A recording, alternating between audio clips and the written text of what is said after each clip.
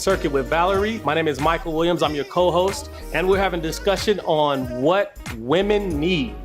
We've already had a discussion in our first part about what men want, but now we're going to get some questions and answers for the women. So we have our panelist, Sherida Holmes. She's the CEO of Executive Affairs, the senior CEO of Executive Affairs. We have Tammy Taylor. She's the author of the forthcoming book, Another One Bites the Dust. And we have Pastor Stephanie Lipsey. She's the co-author of the book, Waiting on God. And then we have Valerie Somerville, who is the CEO of The Circuit with Valerie. So, ladies, we're going to get right into these questions. All right? And y'all, we're going to move along, kind of quick, but I want y'all to get right in there. So, the first question, what are the top 3 things that you need? Don't all answer at once. Okay, I'll start since my panelists seem a little quiet. I have to have trust. He has to have a relationship with God, and he has to have a hustle. For me, is God-fearing. I like a person. One of the things that I need the most is companionship in the marriage or in a relationship.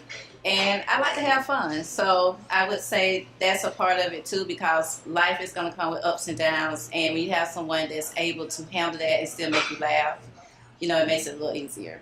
Okay. Companionship, security, and personality. Nice. Last but not least, I need security, someone that's humorous, and someone that works very, very hard. Okay. Nice. Cool. Well, moving right along to our next question. What are deal breakers for you? Lying. Lying. She was in there. She was in there. She's lying. So, why is it that, and just to piggyback off of what Tammy said, why is it that men feel like they can't be honest? I feel like sometimes they feel like they aren't honest because they don't want to hurt your feelings. Mm-hmm. And what they don't realize is that a woman worth her salt would rather you just be honest. Just be honest. Say what you need to say. And, let her deal with the fallout of what you're saying, but say what you need to say and be honest. Because once I find out you lied, then it eradicates everything else you said. Mm-hmm. And it makes me question anything else you said. Right. What else did you lie about? Right, exactly. That type of thing. And bigger than that, though, the whole lying piece, hurt me with the lie, but don't make me hate you with the truth when it comes out later. That was good, right? That was on the little nuggets, right? She got nuggets for sale. All right. All right, cool. So, how important is it for your significant other to be able to pray for you? Very significant. Oh, that's very important. Because if they are going to be in that line of leadership anyway, mm-hmm.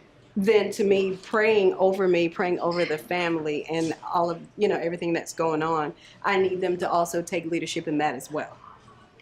And it does not, I think, shouldn't always land on the woman to do, because I think as a man in his leadership, there's things that he's going to say in his prayer that I might not be saying because I'm not leading. So I'm going to be talking about a few other things in my prayer, and hopefully he's talking about the bigger picture in his. So, as a piggyback on that question, do you see it as a sign of weakness in a man if he can't pray for you? No, because I think that a lot of that comes from your upbringing. Some people are brought up in a very religious family, and they're taught to pray when they're young, whereas other people aren't nurtured in that environment. But I think that it is incumbent upon a good woman to give that man the opportunity to grow in that space. So you don't criticize him for saying what you may consider a mediocre prayer or a prayer that didn't hit the third heaven or however you want to say it.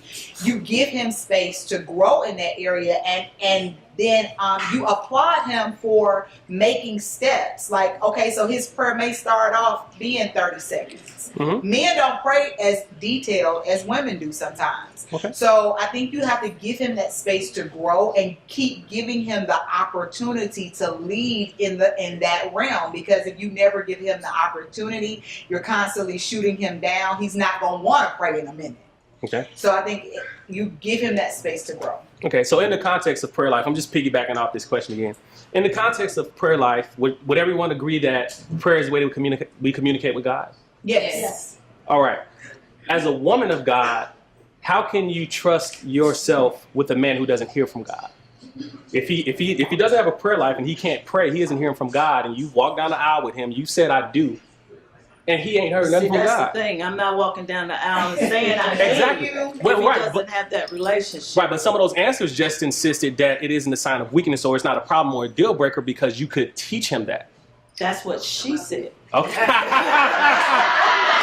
Yes. Let's clarify. Yes. That's what she said. Yes. Now, I understand that if the brother is making an effort in his prayer life, but if he is not making an effort or the attempt to pray, then we're not equally yoked. So there's no need of me wasting his time or he wasting mine. Amen. I like it. We're going to move right along. That was good. So, would you stay in a marriage if your man was involved in infidelity? No. No. I like her. She got the message. She studied up. She had a cheat sheet or something. I don't know. No, I don't have a cheat sheet for real.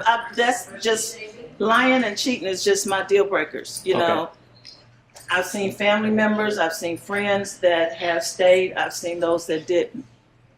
Just my makeup, I couldn't do it. Why? Like, why is it a deal breaker? And we're talking about infidelity, which means, sexual, having sex with somebody outside of marriage. Why is that a deal breaker? Is anything else a deal breaker or something that you couldn't forgive? Outside the line. No, those are my two deal breakers. Okay. And basically, you've broken our vows, you've broken the covenant, so. Deuces. Yeah. All right. Okay, but my thought on that is this. If I am in a marriage and infidelity happens, if we can come to a place where he can own up to it, and then he's willing to move on, and then we go to counseling, and we fix, because to me, that happened because of a problem that we've been having, and that was his way of masking it, instead of coming to me. Now, if he can own up to it, and then we can move on, then I can stay. But I won't be able to stay if you're doing this, and it's just hobby for you. Right. Yeah. Yeah. Wow. Yeah. So I kind of want to stay there because I found I posted something on Instagram a little while ago, and I asked women what were the reasons that a woman normally cheats, and almost about 80% of the women basically said they cheat because there was a lack of something in their relationship. Okay. They were missing something from their man, and they found it somewhere else. The thing about that is men don't normally cheat like that. A lot of time men don't need that motivation. Men will cheat because there's an opportunity for them to get something that they want. And it couldn't be that anything is wrong in your relationship or that you were in something. It was just like, opportunity's right here. And if he chooses to yield to that opportunity, then it'll happen. Okay. So we don't necessarily always cheat with a reason, or because you weren't doing something. So, for women that think there's some inadequacy or I'm, insufficient or whatever for my husband, and that's why he's out there. Nah, that ain't always the case. Just thought I'd put that out there. My husband and I often counsel couples, and we have had to counsel couples who had infidelity in marriage. And we actually have been able to minister to couples, and they stay together, and those couples are still together. And it is somewhat a little bit of what she said. In sometimes in those relationships, it is something missing, and that was the fruit of something that was deeper in the marriage, usually.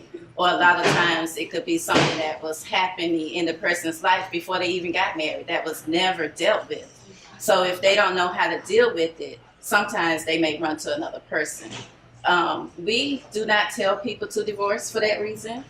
Of course, biblically, we're not going to say divorce anyway, but it is a way to minister to a person to find out what's the root of this. And if you could see the root and a person really wants to be delivered from that, it's room to repair the marriage. Okay, great. Well, that's going to conclude our first half with the women.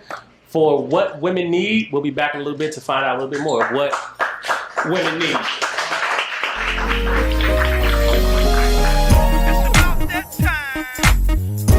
Valerie on the circuit, playing music. Next week on the circuit with Valerie. All right, ladies, your next question. Is submission a part of what you do in a relationship? And why do you think it is so hard for women to submit? Yes, we do submit. However, we submit a lot easier when the man is a man that you can follow.